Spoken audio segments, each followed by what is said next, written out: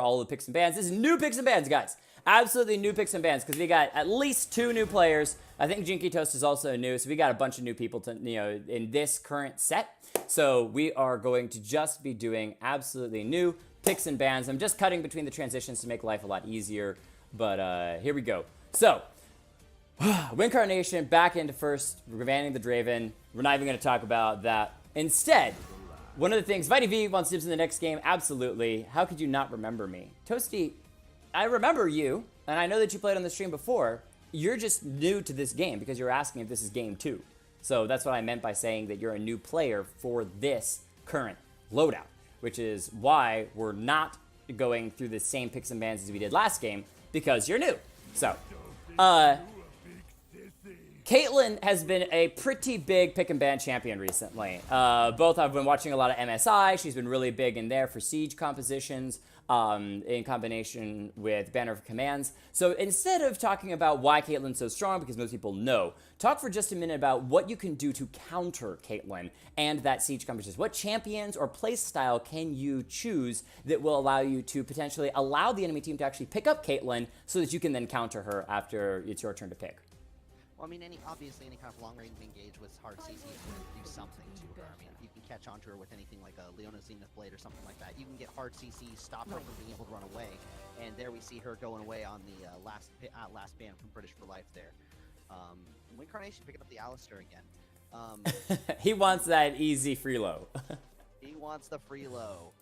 Of course, if you can find a way to scale with her and outrange her, Tristana comes to mind, where you eventually, because of the way her passive works with her scaling attack range, she does eventually outrange Caitlyn, and so that's something that you can do to kind of put a stop to it. But at that point, it becomes which ADC can stay alive the longest, and really that's all you can do, except for smash her face in early.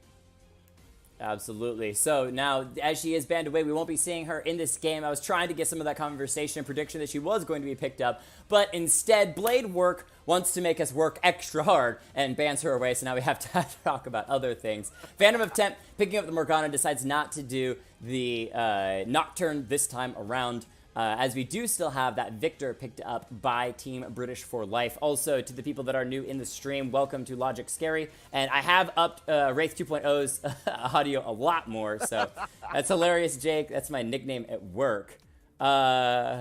Which nickname? Raisin Bran? Because that's pretty darn awesome. Raisin Bran is actually 100% my favorite toast by far, including bagels. But anyway, back to the game. TSM Double Lift, welcome back once again. Yes, we do get Double Lift to play on the stream.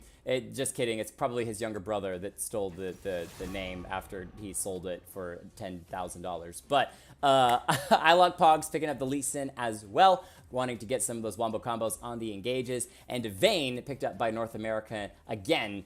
Now, this time, in combination with the Morgana, which I think is a really good combo when you think about Morgana being able to place the Black Shield onto Vayne, who wants to go in and make some of those engages. So as soon as Alistar starts to do his headbutt knock-up combo, Morgana throws the Dark Binding, and Vayne is free to get true damage onto both the tanky Alistar and potentially the Ezreal. But late game, what are your thoughts on that combination? Because Morgana can be pretty squishy. The Morgana can be very squishy. That's my main concern, is a lot of the time you'll see that Morgana get popped either early in the fight, or she just won't be able to land the Black Shield in time on something like the Vayne. If the Vayne tumbles just barely out of range, that is a dead Vayne, and that is a lost team fight if you're relying on that Vayne. Fortunately, Team British for Life does have that Victor online, so they should be able to maintain a team fight presence without the Vayne. But you're absolutely right. If that Morgana gets popped or that Vayne gets out of range of that Black Shield, it's something that can go very poorly, very quickly.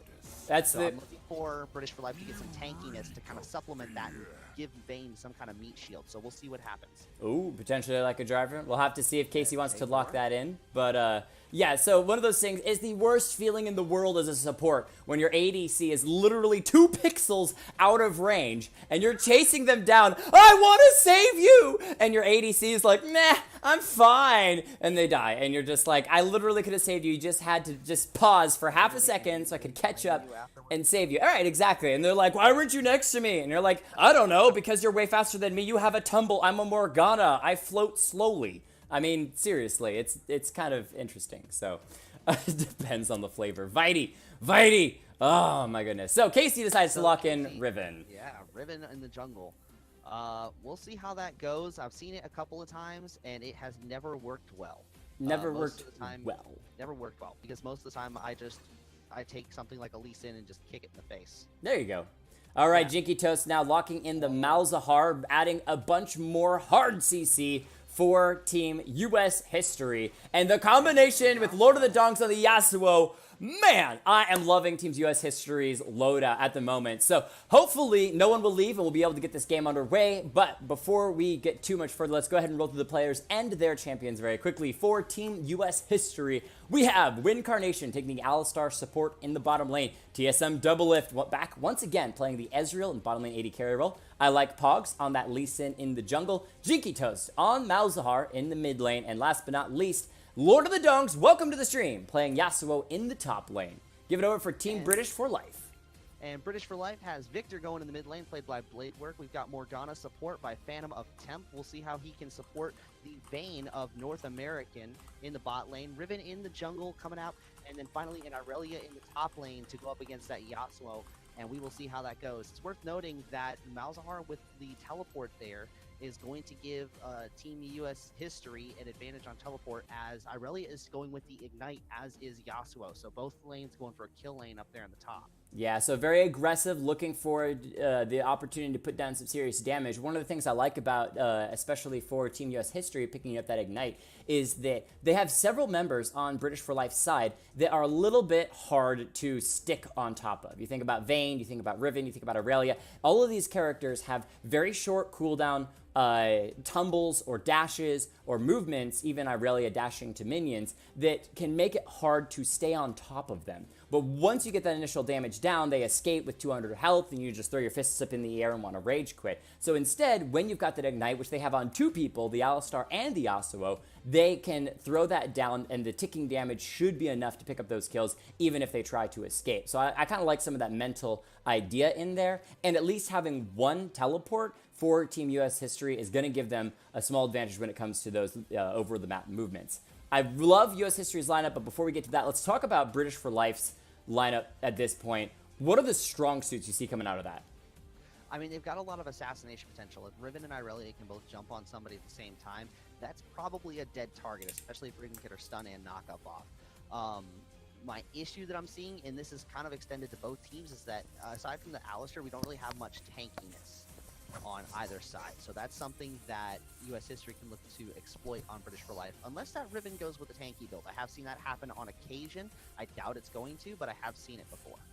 Yeah, and that's one of the things that you want to have at least one beefy frontliner so that they can suck up the frontline damage and really kind of stifle engages until you know this is the time that we want to go in. One of the things I want to talk about as well is that Victor bringing a lot of CC to the table on top of the Morgana Dark binding. And so in combination, both these teams have some really good teamfight potential to be able to get some good damage down in those 5v5. So I'm looking for some extremely explosive fights around the Dragon, around the Baron. Lee Sin being able to insect kick someone into the rest of the team, Malzahar getting free lockup with his ultimate, Alistar being able to not only AoE CC, but allow Yasuo to come in from behind with the last breath, dealing a bunch of damage. Both these teams have so much wombo combo potential, and so I'm looking for a lot of kills. It's going to be an explosive game, I believe, and I'm really excited to get this game underway. Yeah, we're going to see a lot of blood, and I'm looking forward to it. I will say this too, you're talking about Lee Sin kicks into the team, and don't forget, you don't necessarily, with this particular team comp that US history has, he doesn't have to necessarily insect them back into his own team. He could potentially just kick them into their team, and that would set up a nice last breath for Yasuo with that short knockup if the target does hit somebody else. So you've got a lot of knockup potential. If you can think about a Lee Sin kick into the team, and then follow that up with an Alistar knockup, you can potentially do a lot of damage in that, keep them up in the air for a very long time, and there may only be one or two targets left for that Malzahar to lock down with that suppression. So there's something, that's the wombo combo I'm looking at, is US history. I see British for Life if the team fight goes longer. I see it being British for Life win, but US history has the wombo combo advantage in my opinion. It's kind of a knock-up team versus a snare, or root, or stun team, because with both the Victor as well as the Morgana, their opportunities for being able to catch people out are pretty high up there. And we'll see what they can do when it comes to those combinations. I also like with the Lee Sin, something that I wanted to note. I'm going to wait for the program to respond. It should be fine. Is that Morgana wants to be in on top of the team. She's going to be flashing forward, throwing down the ultimate. But unless she uses the Zhonya's at the right time, there's an opportunity for Lee Sin to just kick her away and completely waste both her flash and her ultimate engage. But he needs to be in a good position for that so that he can land that dragon kick and knock her away. The other thing is that kick can save a lot of his teammates if Riven or Irelia are diving in deep. So we'll just have to see how these teams come down. We're looking at some beautiful skins here. Jhin, Malzahar, Nightbringer, Yasuo, Ghost Bride, Morgana, Deathsworn, Victor. That skin looks scary. But with Heartseeker Vayne, Battle Bunny Riven, and Order of the Lotus Irelia, Red Team obviously has a massive advantage because they have full team skin. And skin to win, they're obviously going to win this. So, I mean, you might as well give it up. British win. The U.S. does not win the Revolutionary War. And I like how we accidentally put the British team on red and the American team on blue. That is fantastic. I don't even know that it was accidental. Maybe TSM Double Lift had that 300 IQ or more like 900 IQ, am I right? And knew what was going on with that. But we are into game. Let's go ahead and move the champions into their positions. But other than jungle, which is always a critical role, who do you think lane-wise is going to be really impactful in this game for either team? I do want to note before we go into analyzing lane matchups that top and mid lane have switched from our expectation on the side of Team US history. You've got the Yasuo in the mid lane and the Malzahar up in the top lane. That is fascinating, especially because Malzahar's range you would think would give him an advantage into Victor. But it is an advantage. But what I'm looking at here is I'm wondering if Team US History was taking into account Irelia's ultimate, which disarms her target if they walk through the blades, which would make Yasuo pretty much negligible if he were to get hit with that ultimate. And the nice thing with Yasuo is that he wants to be dashing in and out of the minions, building up those wind stacks so that he can use his abilities. And if she throws down that ultimate, it makes it very difficult for him to either dash to minions to escape or dash to minions to build up the wind. Now, something I really need to see this game, and I hope it actually happens, is can Yasuo's wind wall block Irelia's new ultimate? Because now, not like a Camille ultimate where she lands in a particular area and the ult lands around that area. Instead, Irelia actually throws out all of her swords to create the area in which that ultimate lands. So can Yasuo's wind wall completely end an Irelia ultimate by blocking all of those flying blades? We'll have to see how that works when it comes down to an ability. As an interaction I really didn't even think about until this matchup, as you usually don't see dirty scum Yasuo mains playing in in League. But beautiful. Yeah, beautiful flash at the very last second, saves Malzahar's life. The stun would have landed, and that could have potentially been the death. And Irelia even kind of as being aware of that, saved her ignite, knowing that the Malzahar might use the flash to escape. So really good preparation, GG when I play on that top lane, kind of setting it up. Now, it's going to get a bunch of damage from the, the space aids, burning her away as the Malzahar did start that Dark Seal. But we'll have to see. In the bottom lane as the engage comes down from the Alistar. He is level 2. That's the engage. But the Morgana just trying to get some damage onto TSM Double Lift. That Q not going to land. Wincarnation backing up. Now this is onto Casey. Yep, I like Pogs going in. Both of them have the double buffs, but Pogs being able to disengage, jumping to a ward. He's actually doing a little bit of laugh dances. Lord of the Donks comes up, looking for the engage. Jinky Toast over the wall, doesn't have flash. May use the blast cone, but instead the sun goes down on Pogs. First blood to Irelia. GG when I play. And now Lord of the Donks in trouble, trying to dash to minions to escape. Looks like he will be able to disengage this as Jinky Toast went all the way around, but Casey goes in deep.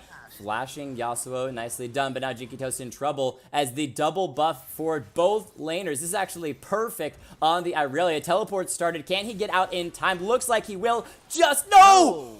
Oh, the last hit from Irelia guarantees a finish on the Malzahar. 2 quick kills over to red team, and as we predicted, the British strike first. It is a bloody battle. Where's the tea when you need it? You know, it's in the harbor right now, apparently. But not quite yet, because the U.S. history has not. they haven't struck back. They haven't struck back yet. Struck back revenge. And to make things even more exciting, it is an Infernal Drake to start everything off, which makes things even more fun. But what I loved about that engage at the top lane, and then I'll let you say something, was the double buffs was actually given to Irelia as she got the kill on the Lee Sin. Whereas if Riven had been the one to finish off the Lee Sin, it kind of would have gone to waste because she already had double buffs. So it would have given her a little bit of a refresh, but not much else. Instead, by giving it to Irelia, it really stacked up that damage and made the most use out of those double buffs. And so between that, she's now 2-0 against a Malzahar who's staying in that top lane. Yeah, he's staying in the top lane, and you can see Lord of the Dongs is moving around really well in the mid lane there. He's doing a good job dashing in and out of the minions there to make sure that he stays safe against that Victor. But I think it's just a matter of time before that really starts to turn against him, especially with that Riven getting those 2 assists up in the top lane. That should be a nice move. Something to note is Jinky Toast on that Malzahar does have the passive that does have that spell shield, so potentially can avoid a lot of damage when Irelia goes in for some of those dives, and has the silence as well. So I think it really comes down to the matchup of skill. If he can land that silence as Irelia is starting to try to dive, and only steps forward enough that he still has the spell shield on for when she goes in to actually deal some damage. We'll have to see how all of that goes down. Another thing I'm curious about now as well is, can the Yasuo Wind Wall block the zap from a Victor ultimate, which I believe it does, as long as it's in, going in the right direction. But we'll have to see on that. Now, one thing I did note whenever Gigi, when I play, was moving around and dashing around up there a minute ago, she didn't use her stun until after she had already popped the Malzahar shield. So she's doing a good job of making sure that that shield is down before she tries to use the stun.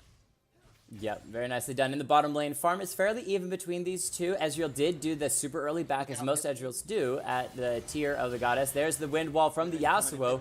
Yep, he's throwing down the ultimate for the Victor, trying to get as much damage as possible. Yasuo has no minions to dash to, and Casey cleans it up. In the bottom lane, that's going to be Vayne in super trouble. North America trying to get out. Black Shield stays alive for a moment, but the last auto attack trades. TSM double lift, picking up a last kill, last auto attack to finish off the kill as the Morgana, Phantom of Temp, able to clean up the Ezreal. I think most of that was the turret throwing down a last shot going to finish off the Ezreal. So trade 1-for-1, but that is what you want for the side of US history, as the ADC was able to pick up the kill, and it's only the support that picked it up for British for Life. True. When you're looking at British for Life too, look at that Morgana. She doesn't have hasn't gone back to buy as of yet, so she should be going back here pretty soon, I'd imagine, as soon as Vayne gets in the lane. Yes. You can see her moving toward Mount River right now. She's moving toward Dragon, and we'll be all set. Yeah, with that 1,200 gold, going to be able to back and buy some nice items, maybe finish off that starter support item, but more than likely going to end up either going for something of boots or mana, because being a mana person and some of those mana changes is going to make her want to be able to get that mana regen to last longer and have that black shield up more often to use whenever Alistar tries to get that engage down. Now, the initial engage wasn't bad, and Phantom of Temp had actually saved North America's life for the most part. It was just that Ignite that we talked about, despite the tumbling away from Vayne, though she is going to get jumped on here by Wincarnation. The Dark Binding for Phantom of Temp also going to miss. Wincarnation has this Morgana's number, and looks like US history has started up the Drake, and so they should be able to pick that up without too much trouble, though Riven is headed there as well. There's a 4-man collapse coming towards that Dragon. Yeah, but Phantom of Temp is split. The Lee Sin just sneaks it away, but that's going to be the condemned straight into a wall. Blade Work cleans up one, and now the members of US history running on the bottom side. TSM double lift just misses being snared up, still going to be taken out. Victor cleans it up with the ultimate. The flash from the Wincarnation keeps him alive, and now Lord is trying to run away. Didn't worry about the honey fruit, instead just going to continue to run back towards the mid lane. Throws out the wind wall, not going to dodge anything. The flash forward. Blade Work picks up his third kill of the game. 3-0-1. Jinky Toast in the top lane, down 30 farm. This game is really, really solidly in the hands of the British. I mean, you can see that in the gold, 3.5k gold advantage. You got the suppression coming in against the Irelia. Can that be enough? I think he was trying to catch the Irelia when she was underneath the turret, but just outside of it, GG went on play was unable, or wasn't taken down. Jinky Toast trying to make a nice play, but unable to confirm on that. Now Riven stealing away the blue buff from the Lee Sin. Pogs heading up will find her. Looks like Casey's just going to head out, but headed towards that top lane as well, as Jinky Toast has low mana, so there's an opportunity to try to get engaged on that. Instead, she's still playing around a little bit with the Lee Sin. There's the ultimate from the Irelia, the disarm onto the... Jinky Toast. Oh, Ow. just sneaking out after the tower shot, doing a flash for flash. And you know why she did that? It had nothing to do with, trying to get out of the tower. It was all about when your enemy flashes, just flash yourself. It doesn't matter where, doesn't matter when, doesn't matter how. Just flash yourself so you have the same timing as they do on the flash. You know when their flash comes up. It's just a smart thing to do, you know. Easier tracking for your jungler. I completely agree. 1 kill to 8, 5,000 gold in the lead, or 3,000 gold in the lead, pushing 4, continuing to stack up. British for life, massively in the lead. Phantom attempt trying to defend this bottom lane turret, and that's one thing for TSM Double Lift. He hasn't really been poking it down too much, which is, I think, over time, giving them a small advantage because they've been able to pick up a couple kills in that bottom lane. The main thing, though, is there's no farm distance difference between the 80 carries, and Vayne has, with those 4 assists, can start to stack up. In the mid lane, Blade work going to be taken out with nice movement. Pogs able to get in time to shield the Yasuo, keep him safe, so he is going to back, happily having picked up his first kill of the game. And that's a little bit of a revenge from the U.S. history, but no time for tea, as it's going to be Riven sneaking in, grabbing that kill. The ultimate for Ezreal, massive damage onto the Vayne. Reincarnation coming in, trying to get the CC, doesn't matter. Black Shield is down. The kick from Lee Sin, they're only going to do a little bit of damage. Ezreal's continuing to try to poke away the exhaust down, not going to be enough. Double stun from Phantom of Temp, but the engage is still there from Reincarnation, who just doesn't care. Ezreal going to continue to throw out the damage, goes under the turret, rooted up, but the Alistar trying to save it. Doesn't matter. It's a trade, 1 for 1. Now Alistar more than likely is going to fall. Reincarnation doing a great job taking it up, but it's an execution! Oh, didn't even know that the rest of the members of British for Life were around. Oh, wow. Traded for the execution. That's some amazing support play out of the Alistar. Yeah, that was... Woo! Good job. I mean, he sat under tower to make sure that Ezreal had the opportunity to get those last couple shots in, too. That's what he had to do there in order to make sure. And there's the suppression coming in from Malzahar. Oh, Jinky Toast. When I play, turning it around. Oh, my gosh. If Malzahar had taken Ignite instead of Teleport, that would have been a kill. That would have been a kill. Absolutely. Yep. The suppression long enough and would have been able to take her out. But now the Irelia sitting at a pretty 4-0-0. Prepped and ready to carry this game to a finish. Not that she needs to put the whole team on her back, as Riven sitting at a nice 2-0-3, as well as that Victor 3-1-2. But again, what we talked about early game was there is still wombo combo potential, especially in 5v5 fights. And at this point, it's still in laning phase. No one's really started to move out. Root onto Alistar. I think he's going to take a little bit of damage, but not care that much, as he is getting super tanky in the bottom lane. Went with Boots of Mobility as well for that extra roam. Manamune finished on the Ezreal. 12-4. I was about to do a little analytics with you, but Lee Sin coming towards the bottom lane. North America, doesn't matter. Nice. The flash the kid trying to. For. Beautiful play. Insect from Pogs puts Phantom of Temp within kill range, and Double Lift going to clean that up. Riven heads to the bottom lane, though. The 1v1. Pogs may not have nothing left. Tries to get in range to jump back to the board. Not going to find it. And now Casey going to bunny hop herself away to safety. Probably jump right over this wall, as Ezreal's going to continue to chase in. But the Alistar may say no to that. The CC too strong. And U.S. history picks up 3 kills in the bottom lane, 4-1. Starting to come back. Maybe it is time for a little bit of tea celebration. Well, Double Lift is definitely looking at that harbor, that's for sure. 3 kills in the bot lane, over to Double Lift. And we're looking like he might be able to come back and carry this. That Malzahar in top lane is a bit of a concern, especially since that tower has already gone down for first tower. They do even out the tower score at 1 apiece, so we will see what Double Lift can do with this 5-kill advantage he's got. Of course, Vayne has 6 assists, so still is kind of keeping up in gold, but not nearly enough with the 22 CS down and 4 kills that Ezreal has over her. Absolutely. So U.S. history feeling a little bit better after that. Let's check in real quick, as it is going to be another Infernal Drake. I don't know what it's up. From last Saturday to this week, there has been so many Infernal Drakes, at least on average 2 per game. and that is just fantastic. And the thing to keep in mind was that Lee Sin actually stole away the first one, so it could be a double Infernal US history. But there is movement from British for Life to go ahead and ward it. Lord of Dong's going in, getting some good damage. There's the last breath, but not enough for Blade of Work to die. He was able to flash to safety for the moment. Casey moving and trying to get onto the Yasuo, not able to finish him off. The ultimate from the Victor going to do nothing as Alistar guarantees the kill onto Riven. I think he kind of stole it away. Pogs was there for the last hit. Doesn't matter though. 4 members now from US history moving to the Infernal Drake as Irelia just continues to split push crazy fast in the top lane. Yep, when you're looking at bot lane too, bot lane sees, British history sees this. So we'll see if they can get over to the dragon in time. No, they cannot. No, Lee Sin able to pick that one up, but GG when I play underneath the turret. It literally is all about the split push now. May actually go down here, sacrifice her life. The minions are gone! Jumps away, but the turret shot may guarantee the death. The flash forward from Malzahar, but it doesn't matter because in the bottom lane, TSM Doublelift is going to pick up another kill, finishing off the Morgana with a nice engage from Incarnation. And Irelia was able to escape with a sliver of health. Had to be because of that corrupting potion that she used when she was CC'd underneath the turret. And that is the reason why, ladies and gentlemen, you use your potions every time a fight starts.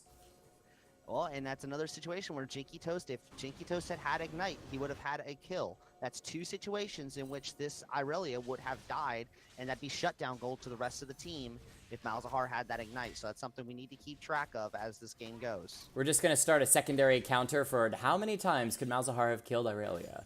And, I don't know, maybe we should celebrate if he hits like, 5 or something before the end of the game. As we are 15 minutes into the game, double Infernal Drakes onto US history, but they've struggled. The nice thing now for them, though, is that the laning phase is starting to end. They've cleared that bottom lane turret. They've lost the top lane turret. Mid lanes are still standing, but there's a lot more movement from the team starting to collect around some of these more neutral objectives. And with that comes the combo CC power that you have with the Alistar, the Yasuo, and even the Lee Sin. TSM Doublelift may be in trouble. North America going in, getting that third proc. The ult from TSM Doublelift after he flashed was very close, but not quite. Uses the heal to get some extra movement speed as the ult from Vayne has been finished. Doublelift wants to go back in. Jinky Toast in trouble. The Ignite taking away, and that's going to be cleaned up as Lee Sin in the bottom lane going to get his own double kill. Couldn't see it because the kills went back and forth across the map too fast, but no one can stop GG when I play in the top lane. I think right now, US history, that's their biggest fear. Well, and the problem isn't so much that nobody can stop it, it's nobody's tried yet. They've left Malzahar up there on his own to lose both towers.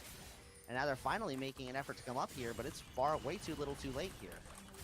Yeah, they're going to try to get in onto the Riven. That's just the tornado knockup from the Yasuo, as I'm really going to recall with a happy 1,400 gold to add to everything else she's already collected, make her that much more difficult to finish off. The Rift Herald still on the map, pings from British for Life around it, but I don't think they're going to go for it yet. They don't really have all the members there. Morgana trying to solo in the bottom lane to stop those minions from moving in on the second tier turret. So US history, other than 5-man against Irelia, what could they do to really continue to get back into this game? Because they've closed the 3,000 gold gap down to a 1,000 gold gap. I guess just shy of 2,000.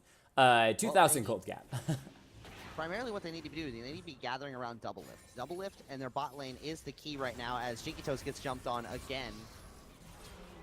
It may be worth it for the Malzahar to just either join the team and try to make pressure somewhere else, or stay inside the base and wait underneath the turret, though hasn't been super helpful either. But nice chunk damage from TSM Doublelift with those Qs onto North America, putting her down at least a third of her health, as Casey wanting to engage. But Irelia has finally left top lane.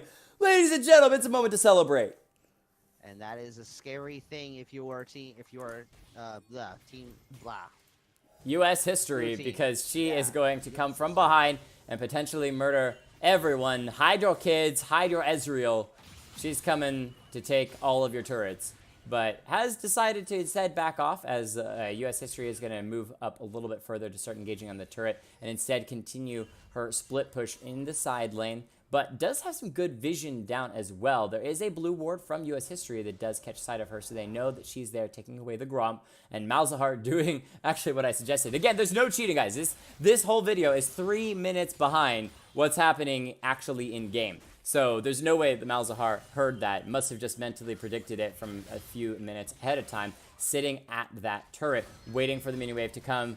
Lord moving in, trying to get some damage onto North America, but the Ezreal's here with that poke, dodging everything. Gonna take really good harassment, and that's a clean kill. Wow. Solo on the Vayne. Last breath whisper onto Blade Work. Gonna take him out with Ignite, taking away Lord of Donks before he falls. Irelia towards the back line, finishes off no one as Ezreal is still alive. Tries to get in, but underneath the turret, Ezreal gonna be poking away.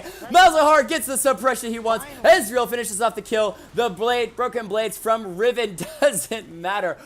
Oh my goodness. Okay, there's a lot to talk about there for just a second, but it doesn't matter because Lee Sin's going to finish off Morgana, and now with 3 members strong, they're going to move in onto the mid lane turret. Wincarnation should be able to tank it up for them to take it out. Instead, though, they decided to back off, only clearing up these minions, waiting for the next wave to come up. The Riven ultimate, Wind Slash, got Ezreal to within like 40 health of dying, but didn't kill him off. Then Alistar tries to headbutt Riven. However, she's already hopped over him, so he headbutts her underneath the turret right next to the Ezreal, and so she's able to use the, I guess it was just an auto attack. Auto attacks Ezreal just before dying to the turret. So, a series of unfortunate events for the Alistar, but did mean a trade of kills. However, US history has taken a gold lead. Not by much, but they have indeed. And this game is ending up way more even than we could have imagined. Now, the next Drake coming up at Finger right now is a 3rd Infernal Drake. This game loves me. Oh my goodness. Well, British for Life, you can see them establishing some vision control over the area. They know how important this Drake is. If US history gets a 3rd Infernal, even with a fed Irelia, this game is definitely leaning in their favor. Yeah, GG when I play coming in, looking for the Ezreal. Good damage, the Ignite taking away. He's not dead yet, but he will be taken out. And now it is all the hands of British for Life. Taking out 1, taking out 2. Respect the royalty. Wincarnation gonna be binded up as well, and he is going to fall. The colonies are not going to be able to take down British for Life this time around. And they should be able to pick up the Infernal unless Jinky Toast can seal it right. No! So close with the silence, but not quite enough. The Lord finishes off the top lane turret in trade, though, but that is going to be 1 Infernal over to British for Life, and the last Infernal we'll see at least this game around, and we're only at the 21-minute mark. Yep, so we're going to get another dragon in here. Let's see which one we're looking at next. Ocean Drake is coming up next. Yep, it's going to be binding onto Yasuo in the top lane, but he didn't do any damage to Phantom of Attempts, so he was able to get a couple more auto attacks down. Blade Work coming up, trying to get some damage. Chasing in, not going to be able to do that much. The stun initially didn't land, and so Yasuo's going to be able to just walk his way to safety. Looks like 2 members from British for Life hiding in the bush, waiting for somebody to come by, but they may waste a lot of their time because Ezreal doesn't look like he wants to go by there anytime soon. No, it doesn't look like Ezreal's looking anywhere near that bush. If nothing else, I anticipate the Irelia will probably go down to that bot lane and push that wave in if nobody shows up in the next couple seconds. And there they go.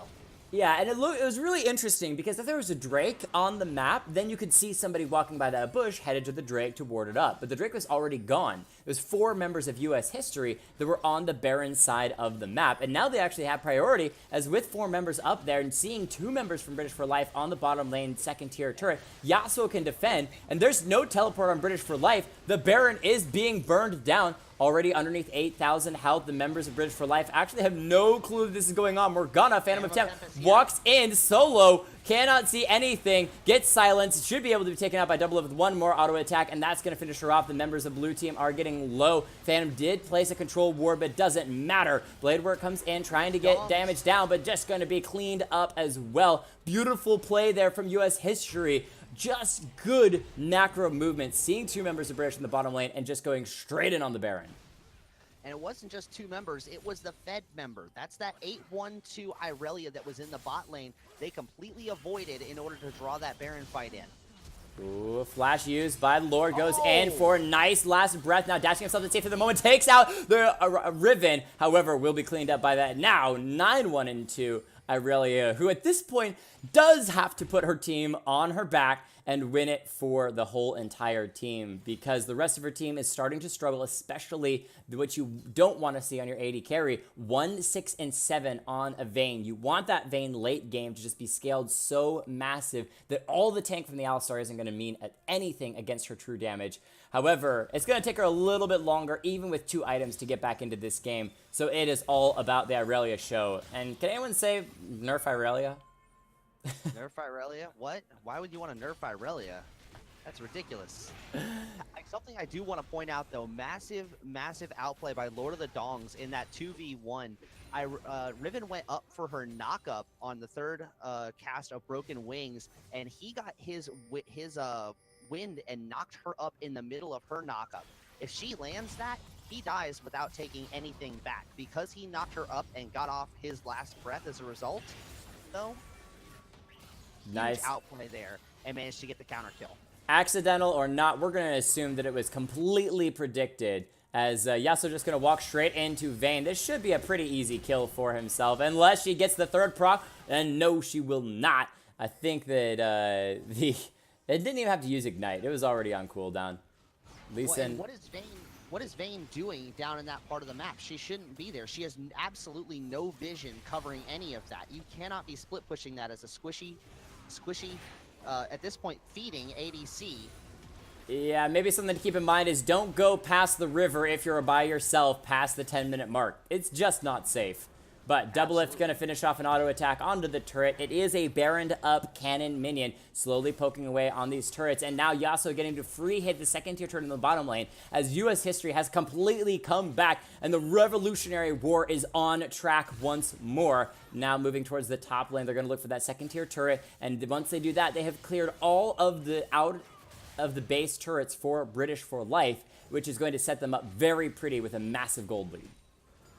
And they still have a little bit of time left on this Baron buff. They may be able to take this before Baron buff expires. You do see all 5 members of British for Life moving up towards this top tower, while Yasuo just got spotted in the mid lane by those minions, so they may look for an engage here. And there GG when I play goes in onto the Ezreal. He has disarm, flashes, heals, uses everything. Reincarnation with some amazing peel as well. The Black Shield onto Irelia. That's what you want to see. Spell immunity finishes off the Malzahar, chases in. She's going to clean up the entire rest of the team. Resurrection on the Ezreal, but it won't even matter. Oh, no, the Lee Sin, I apologize, as he built a Guardian's Angel. In the meantime, Yasuo comes to the back line, cleans up Morgana, and he's really just baiting this out so that the 4 members of British for Life can't move in, but don't matter because a triple kill to the Vayne puts her back into the game. The ace, the defense, and all of that off of a beautiful Irelia and Morgana play. Those two together really won that. It won that hard, but mostly, I mean, I have to say, you know, you see 2 blue wards in that north side jungle. U.S. history saw that coming. They saw those members moving up towards them, and they did nothing about it. They thought they could take the tower, and that was just arrogant of them. They need to be able to back off. So GG when I play going to decimate this mid lane turret. It's at that point of the game where she is going to start crushing left and right. Has the Hydra, has the Trinity Force, has the Sterix, I believe that's Sterix Gauge. Yeah, Sterix Gauge. And is just going to crush and almost has the second highest ward score of the game as well. So it is an Ocean Drake, just spawned. Red team moving in, British for Life looking for that, which will just give them a little bit more sustain in some of the longer fights, though most of these fights seem to be pretty explosive. Vayne off on herself by herself once again. They're actually moving from Lee Sin wanting to go forward to that, but now Lord may be in trouble with 3 members here. The stun has landed. Ezreal's ult throws in just a little bit of damage. Riven goes down. TSM double cleans it up, and Aurelia's fallen as well. The Alistar CC is just too strong, and Wincarnation is setting this game up so well for his team. Well, and that's that Wombo combo we were talking about in the pregame. We were looking for the knockups to come through. He got his tornado off. And then Alistar comes in with the headbutt pulverize.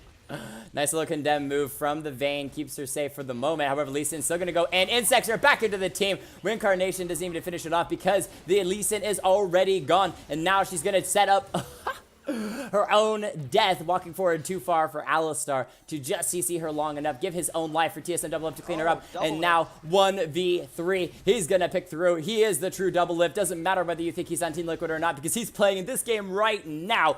Triple kill, finishes off the Morgana, and is gonna happily push down mid lane. 15, 6, and 8. He is a good contestant against the Irelia. Yeah, he can definitely carry this team against the Irelia. Irelia wasn't in that fight. That would be something to... Oh, look, there it is right there.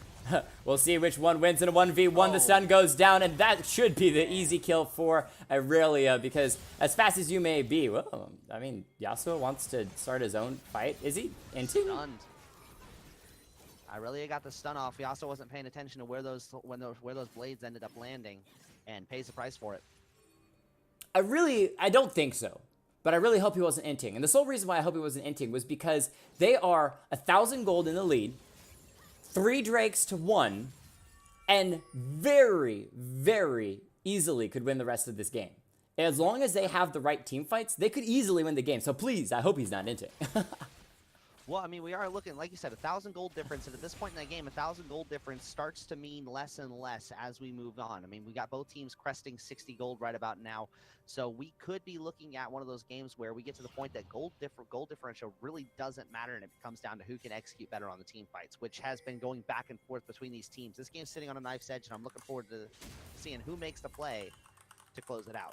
And I think it's exactly right. When you have someone that starts off the play, usually it is the person that is making the initial move that can guarantee a good fight for the team. Not always, but usually. So when we saw Irelia dive onto the Ezreal, that set the rest of the team up for a huge advantage, and British for Life won that fight. When we see Wincarnation being the one who sets the engage, goes in, gets the knock-up on 2, we see US History win the fight. So it really comes down to who makes the play first, but you have to have the rest of your team there as well. And I love this grouping by both teams, playing it smart, having everyone here, using the Ezreal's Qs to really try to get vision, poke through bushes, make sure that the members of British for Life aren't hanging around, and staying safe. And they're doing a really good job of it. So wait for the engage, wait for the enemy team to make a mistake, and then win the team fight. Both teams, we're looking at this Baron right now. Both teams have pretty decent vision around it. Nobody has a control ward to sweep out vision yet. And Alistar did just blow his sweeper, so we got a little bit of time before any wards can be cleared out by either team.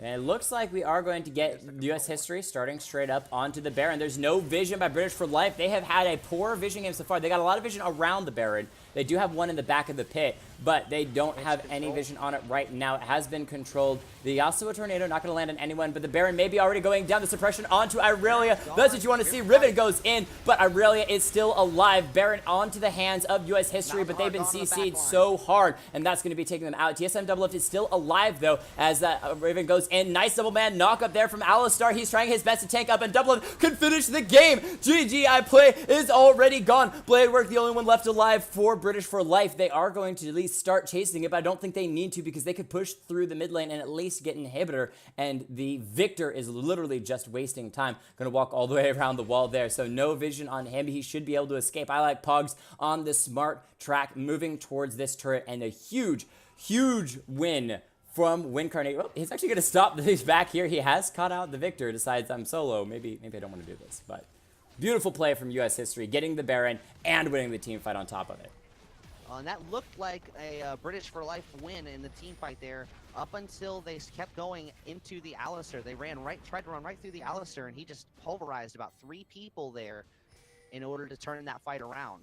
And that was the sneaky thing. There was a lot of damage initially done to Alistar, got him down to about half health before he threw his ultimate on, and basically became almost unkillable. Went in, CC'd the rest of the members of British for Life up, and Irelia never had an opportunity to really get onto the Ezreal. Between the peeling from Alistar as well as his own arcane shift, he was able to just avoid taking so much damage. He could stand in the backline and continue to throw out all of his spells. He also very wisely picked up that Mercurial Scimitar, which completely clears any stun that I really could try to throw onto him. So at this point, US History just has a massive, massive advantage.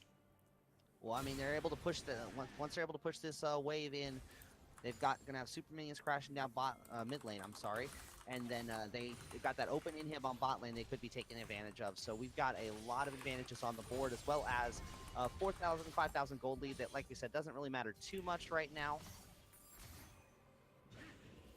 All right, Jinky Toast clearing up that vision, headed back towards the mid lane where the rest of the team from US History are moving, and the middle inhibitor is already gone, so now they are picking towards the bottom lane where the turret has been finished off. It's only that open inhibitor that they could try to clear. Keep in mind as well that it is going to be, I believe, the Elder Drake. Nope, another Ocean. We are so early in this game. It's only 33 minutes in, but there have been at least 2 kills per minute so far in this game, which is the beautiful bloodbath that we want to see. And it is now an Ocean Drake spawning. I thought it was an Elder Drake. Instead, they will pick up a 4th Drake of the game. And one of the great things about having double Oceans is that, say that you initially go in, things don't work out so well, unless you have members bursted down, you can just back out, hang around, wait for those super minions to move back in, and heal up. And so US History can take their time, do it right, and slowly push in to get this second inhibitor. Well, and that's what they've been doing this whole time. Ever since they started grouping up, they've just been grouped up and had TSM double lift, poking the opponents down as massive damage lands onto that Morgana. Oh, there's that Aurelia ultimate onto 2, starting off the engagement, not wanting to go in. Wincarnation doing his best to tank up, has started his own ultimate, absorbing all the damage from the Victor ultimate. Root as well. He is saving his entire team. Redemption comes out, keeping alive for the moment. Malzahar has fallen, but the rest of the team is already doing the damage. Double Lift may fall. No, he will not, because he has the moves, and Pogs and Wincarnation do such a good job peeling, and Lore is now on a murder spree. Gets a double kill, gets his triple stolen away by Wincarnation. And that, ladies and gentlemen, should be the game, as US History may have started off rough, may have not looked good, but they came back, they won the team fights, and it shows that guerrilla war tactics, or in this case, cowbell war tactics, will win the game and take down British for life to win game 1 of the evening. Woo! Well, as you said, that went a lot like the Revolutionary War, where the British had the early advantages, but in the end, the Americans managed to pull it out. That was absolutely fantastic. Please ban VN. He's been really toxic. Who? VN who? Keep talking something harmful, all the guys. Keep talking something harmful to all the guys. Bladework, first of all, Bladework, thank you for joining and playing tonight. It's not often that we get to share that, but appreciate you coming by and playing. Whether or not you follow, I really, it's up to you, but I appreciate the fact that you even came and played.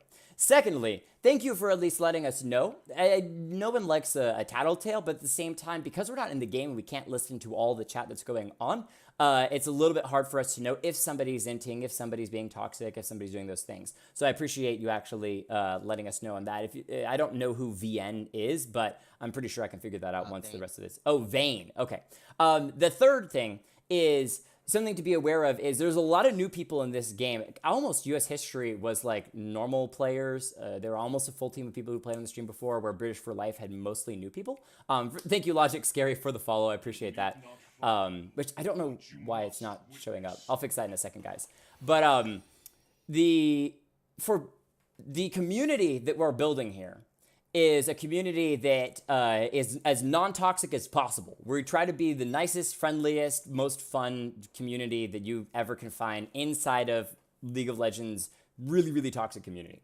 And so the likelihood that Vayne's going to come back and play again is probably unlikely. So we don't really have to worry about that. Now, if North America wants to become a part of the community, that's great, that's fine. We'd love to have her. But it is probably going to come with a little bit of an attitude change. These are custom games. You literally don't lose LP, RP. You don't lose anything for playing in a random custom game other than maybe a little bit of time.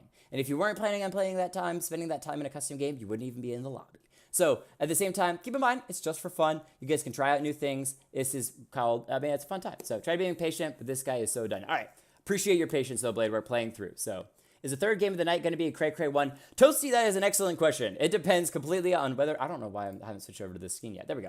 It completely depends on whether or not we have enough players that are interested in playing in a Cray Cray game. If we do have the players interested in playing one, we will. If not, then we'll just go back to normals. It was something I was testing with. Some people were cool for it. Some people weren't. Thank you, Bladework, for the follow. Appreciate that as well. And holy crap, ladies and gentlemen, I didn't want to advertise it because I'm not one to advertise these types of things. And sorry, Salic, I'm using up all the airspace in the moment. And we will get to MVPs and honorable mentions in just a second. But with that follow, we have reached 400 followers on XLNC Shoutcasting, which I think is massive and is worth an RP giveaway. at the end of the night. I'm not going to do it right now because honestly, I don't have anything set up because I wasn't even sure we were going to get the follows. And I didn't want to be a follower hog that literally only posted online saying, RP giveaway tonight at 400 followers, because I'm not that type of person. I really, I appreciate you guys following, but I'm not like one that's a stickler for getting as many followers as possible. So, but the fact that we got 400 followers without advertising is awesome. Appreciate you guys. Before I click away, glad I didn't. Give me your thoughts, Salik, on who you think were MVP and honorable mention for the losing team. All right, well, Team British for life. I mean, MVP pretty much has to go to the Irelia. I mean, that was a massive, massive attempt at a hard carry for GG when I play on that Irelia. 12-4-7, and most of those ended up being those deaths were primarily trying to dive the backline and do something, but Incarnation was doing such a good job on the peel there for that. As for the honorable mention, loyalty will be rewarded.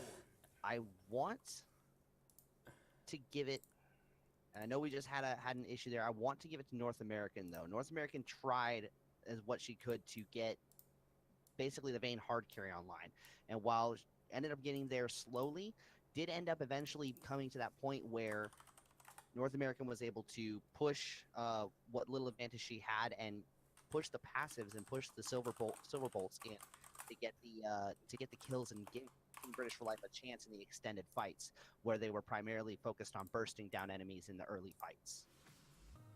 I definitely, yeah. So you said North America for honorable mention, right? Yeah. Right. So late game, there was just too much CC and kept falling over and over and over. But one of the things that I liked to see was blade work. Did some really good movement. He didn't stay in lane. I mean, if you look at the number of deaths that he had, 5 deaths in a game against so much CC that the enemy team had, that's pretty incredible. Several members even going all the way up to double-digit deaths, and yet sitting at that 5 deaths, played a solid game. Didn't have all the kills, but didn't have a ton of deaths either. And sometimes the best thing you can do is simply just not die, and it's called uptime. The more time that you're up, the more time you can do some damage. So, for the winning team, MVP... I know that I'm going to be a little bit of a nerd about this because I am a support main. I appreciate that. Casey, can we play again? I'm Riven. Absolutely, there will be 2 more games tonight, so do not worry. There's up to 3 games. We do these MVPs and honorable mentions for 2 reasons. One, we like to point out who did the best or the second best and why. So it's kind of a small education. Think of it as a mini coaching lesson. But 2, it really celebrates players who made that hero play or was a big player for the team. So you really get to highlight what they did well. And then third, actually underneath the stream, though eventually it will be on the website that I'm currently in the creation of, I actually record for all of time a MVP and honorable mention list. So if you play a lot on the stream, you can actually stack up and eventually become one of the highest or top 3 players for MVPs or honorable mention stackings. I don't know what rewards I'm going to give out for that yet. The stream is still kind of on the starting stages, but we will get there. So teach me harder, Toasty. I appreciate that. Could have been better in that game. Well, Bladework, you're welcome to come back into game 2. Let me go ahead and finish the MVPs and honorable mentions for the winning team. I absolutely have to give MVP over to Incarnation. I know it's kind of crazy, and I am a support main, but his engages, especially early on, were just nutty. And setting up 2, 3, 4-man combos for the Yasuo, for the Lee Sin, for the rest of them was just really, really, really, really good. And I think that everybody, if they watch that game, would agree that he did exactly what an Alistar needs to do. Keep in mind, if you see Incarnation play in a game, maybe you should consider banning Alistar, because this is his go-to support, and he is really darn good at it. Like, really darn good. So, MVP goes over to the fancy and awesome Wincarnation on his Alistar. And then honorable mention, as sad as it is, I am going to definitely give it over to TSM Double Lift. It's not really sad, but you're kind of like, oh, you just gave it to the bottom lane. But no, the reason why is that multiple times over, he used his Arcane Shift to near perfection, able to kite out so many fights. Talk about the Baron fight towards the end, the second Baron, in which Irelia hopped in and immediately went on him. And yet, timing his spells, timing his arcane shifts, was able to back all the way up and yet did consistent damage. The thing that I hate to see about Ezreal's is they use their arcane shift back way up and then just occasionally throw out a couple Qs. But no, he was constantly within auto attack range and yet never actually died, other than that one engage from Irelia by their top lane inhibitor turret. and or second tier turret. So he played a really, really good Ezreal, and something that you don't normally see. So it's, as someone might say, as real as it gets. Well, and they used great use of the not just the arcane shift to perfection. The fight I think of is the fight near the bot lane inhibitor, where I really threw the ultimate out, and then British for Life hung back, didn't engage, and then they engaged later. I really jumped on him, and he managed to arcane shift, flash, and then arcane shift again back